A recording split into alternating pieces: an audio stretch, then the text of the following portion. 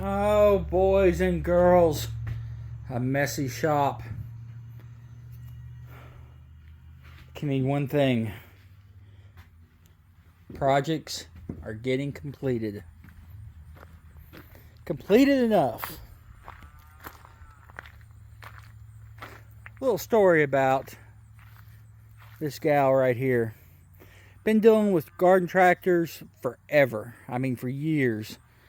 And always wanted a 420. Could never afford them. I'm not even a John Deere guy. But I always liked this. I drove one at a plow day in like 2009 or 10. And just always wanted one. So, a neighbor had this one for sale with deck. Broken rod. The engine had some damage, but we tried to, get her up and going. It didn't work.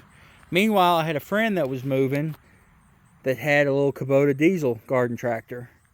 So I decided to put the diesel in this.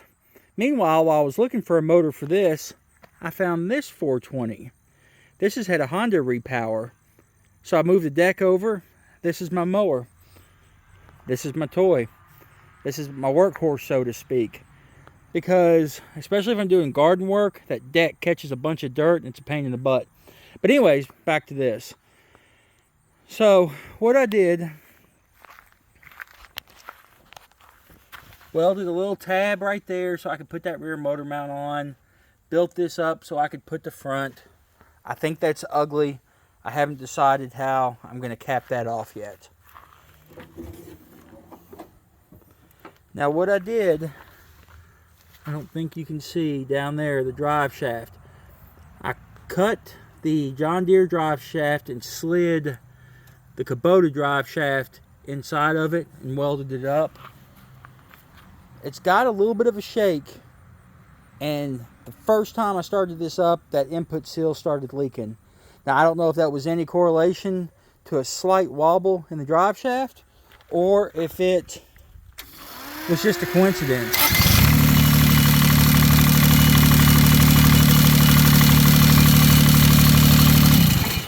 I mean, if you look at it, it's spinning true.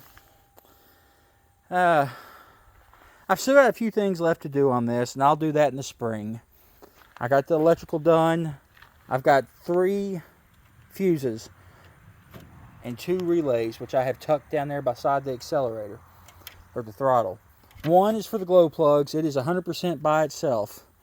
The other is for the ignition circuit to go to the key switch. The third one works the relay for the accessories. I also have wires run for headlamps and identification lights for the dash. I haven't decided how I wanted to do that yet. I had a lot of starter problems at the beginning, and it turns out I had a bad Kubota starter. So I got this from DB Electronics off Amazon. $100, next day shipping, a gear reduction. Haven't had a problem since.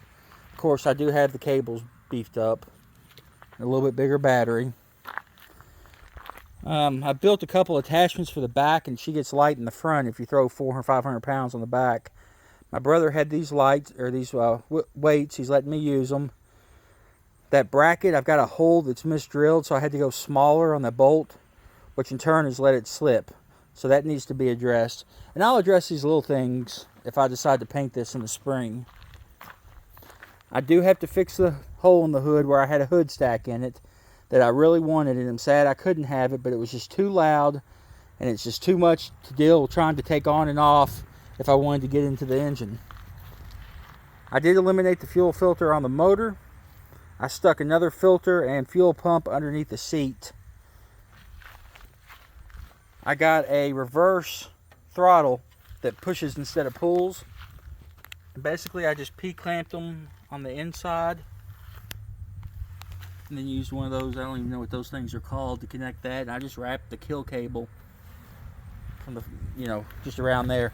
The kill cable, I chose orange because all of our big tractors have orange fuel stops. I put that in the choke location. Big battery. It is really tight. See, it's technically rubbing.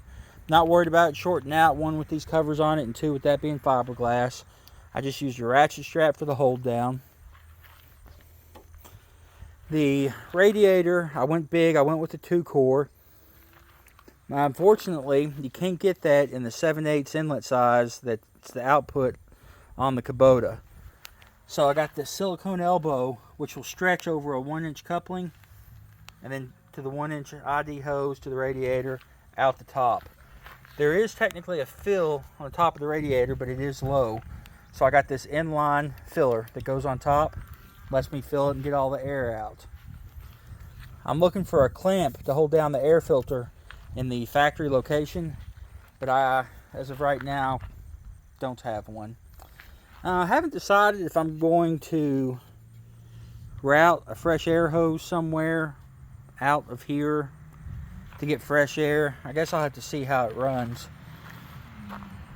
Got rid of the hydro cooler that was up underneath there and actually went to a power steering cooler up front. And just, routed the hoses back the way that they were. I don't have the hydraulics hooked up. I did, however, move the rear lift to the far left position. So this is my 3-point hitch. The 3-point hitch, I've got a factory rock shaft for a John Deere, 420. I think it's also the same for the 300 series. I've got Kubota Cat 1 arms because I want to be able to run Cat 1 implements. If I had to buy a rock shaft, I would probably go to, Rug Industries. He seems to be the best kit for the, bang for the buck. The lights still aren't hooked up because I haven't decided how I'm going to do that. Now it's funny, this tractor came with mismatched tires. It's got a True Power there and an old tire there. This one came with mismatched tires. A True Power here and whatever that one is. So I'm probably going to put the good newer True Powers on that GT and put the mismatched ones on here.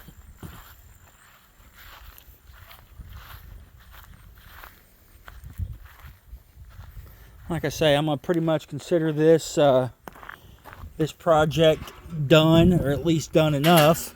For those that follow me or know me personally,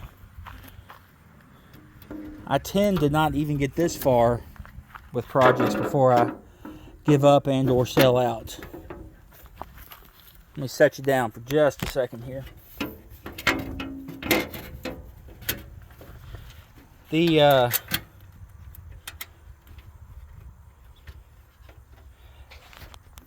And not that I don't like completing stuff, it's just I don't like completing stuff.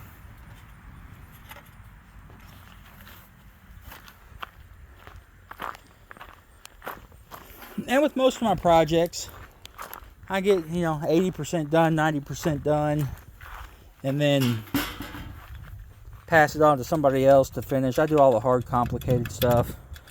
I did a video on these quick thumb releases. Absolutely love them.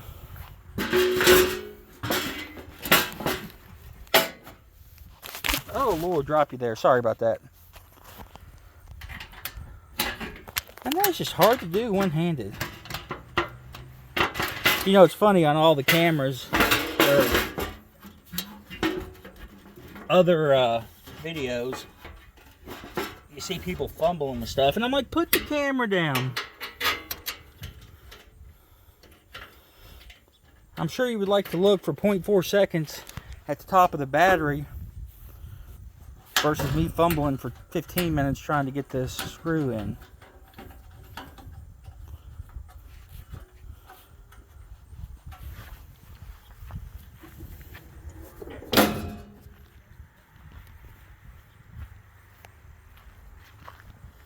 I had somebody from Garden Tractor Junkies that wanted to hear this muffler. You're going to hear a bad rattle. This is actually still loose. I need to weld that on. But I've got to go to the other shop to do that. And the rattle is that clinker at the top.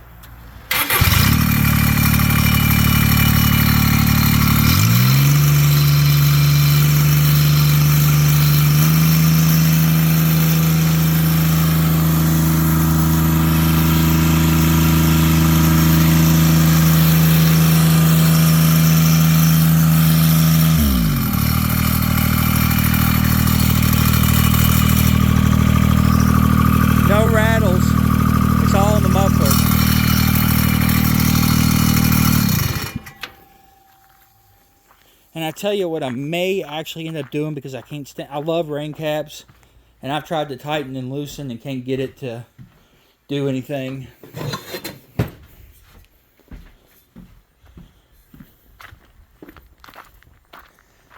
And plus, it also is blowing fumes back in the face. I think I may actually put this on there and roll on. So, anyways, like I say, I just wanted to do kind of a final video of this. I really want to appreciate the followers and the people commenting. I know there's been several. Iowa Fox stands out the most. He seems to be really interested in this. Will I sell this? That's what everybody asks me. You know, I don't know. I've been very, very happy with it. You know, doing stuff around the yard with it and such. And it's fun to drive, and it pulls anything I need to. So I don't know. I don't think I'm going to, at least not now. If I do, I'll sit on it until spring and then decide what I want to do. Anyways, you guys be good and be safe, and we'll catch you next time. Oh, spoiler alert. My next project, an off-road overlanding mud going mower build. I'm looking for the donor tractor right now, and then I'll get started on that. Be sure to subscribe if you want to follow that. Anyways, like I said, you guys be good and safe, and we'll catch you next time.